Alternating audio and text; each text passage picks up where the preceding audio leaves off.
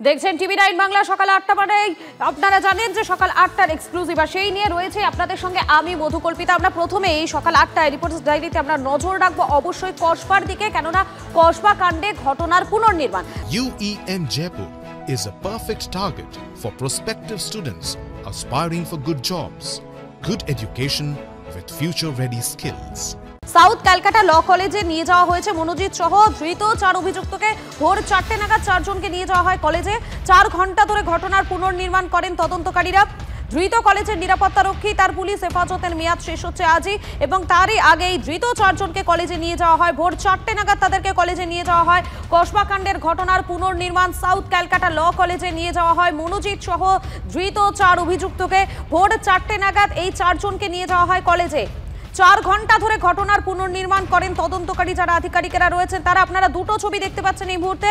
একদিকে দেখুন ৪ অভিযুক্তকে আজ যখন নিয়ে যাওয়া হয় সেই ছবি দেখাচ্ছি আপনাদেরকে, এবং নির্যাতিতাকে নিয়েও ঘটনার পুনর্নির্মাণ করা হয়। দুটো ছবি, একদিকে অভিযুক্তদের নিয়ে আজ পুনর্নির্মাণ করা হচ্ছে ভোর ৪টে থেকে, এবং এর আগে নির্যাতিতাকে নিয়েও যাওয়া হয় সেখানে, এবং সেখানে নিয়ে যাওয়ার পরেই কিন্তু ঘটনার পুনর্নির্মাণ করানো হয়। অর্থাৎ দুটো ছবি এই মুহূর্তে আপনারা দেখতে পাচ্ছেন। আর এই মুহূর্তে সরাসরি রয়েছেন আমাদের সঙ্গে আমাদের প্রতিনিধি সুশোভন রয়েছেন। সুশোভন, এর আগে আমরা দেখেছিলাম নির্যাতিতা তাকে নিয়ে যাওয়া হয়েছিল কলেজে এবং ঘটনার পুনর্নির্মাণ করা হয়। আজ যারা অভিযুক্ত তাদেরকে নিয়ে যাওয়া হয়। ভোর ৪টে থেকে এই পুরো ঘটনার পুনর্নির্মাণ প্রক্রিয়া চলে। এই মুহূর্তে কি আপডেট? দেখো, এখনো সেই পুনর্নির্মাণ যে প্রক্রিয়া সেই প্রক্রিয়া চলছে। স্বাভাবিকভাবেই ৪ অভিযুক্তকে নিয়ে এসে পুনর্নির্মাণ করা হচ্ছে, এবং মূলত মনোজিৎ সহ যে ৪ জন রয়েছে সেই ৪ জনকে একেবারে কলেজের মধ্যে বিভিন্ন জায়গায় রাখা হচ্ছে। তার কারণ তারা সেই ঘটনার সময় তাদের কার কোথায় অবস্থান ছিল, কে কখন কি নির্দেশ দিয়েছিল, কে কখন বেরিয়েছিল, এবং তার মধ্যে তারা সেখানে কোথায় ছিল এবং কিভাবে এই ঘটনা ঘটলো, একে একে করে কিন্তু সবার থেকেই পুরো বিস্তারিত বিষয়টা জানার চেষ্টা করা হচ্ছে। এবং একেবারে তদন্তের জন্য যেহেতু পুনর্নির্মাণ করার সময় ভিডিওগ্রাফি করা হয়, এক্ষেত্রেও ভিডিওগ্রাফি করা হচ্ছে। স্বাভাবিকভাবেই তদন্তকারী অফিসার একেবারে, যেহেতু এটা গোয়েন্দাদের হাতে বর্তমানে চলে গেছে, কলকাতা পুলিশের যারা গোয়েন্দারা তারা কিন্তু একেবারে পুরো বিষয়টা তারা ভেতরে রয়েছেন এবং ভেতরে কিন্তু তারা দেখছেন।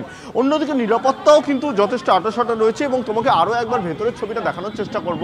তুমি দেখতে পাচ্ছ ভেতরেও যেমন নিরাপত্তা রয়েছে, তার মধ্যে একেবারে ভেতরের দিকে সেখানে কিন্তু যে ৪ জন রয়েছে সেই ৪ জন মূলত কার কোথায় কি অবস্থান ছিল, কিভাবে এই ঘটনা ঘটলো, এবং তার পাশাপাশি ইউনিয়ন রুম এবং যে একেবারে গার্ড রুম, অর্থাৎ বিভিন্ন যে জায়গাগুলো রয়েছে যেখানে ঘটনাস্থল এবং যেমন অভিযোগপত্রে লেখা রয়েছে সেই বিষয়গুলোকে দিয়ে, এবং অন্যদিকে যে বয়ান এসছে সেই বয়ানগুলোকে সামনে রেখে পুরো বিষয়টা কিন্তু তদন্তকারী অফিসার তিনি জানার চেষ্টা করছেন, এবং পুরোটাই পুনর্নির্মাণ করা হচ্ছে।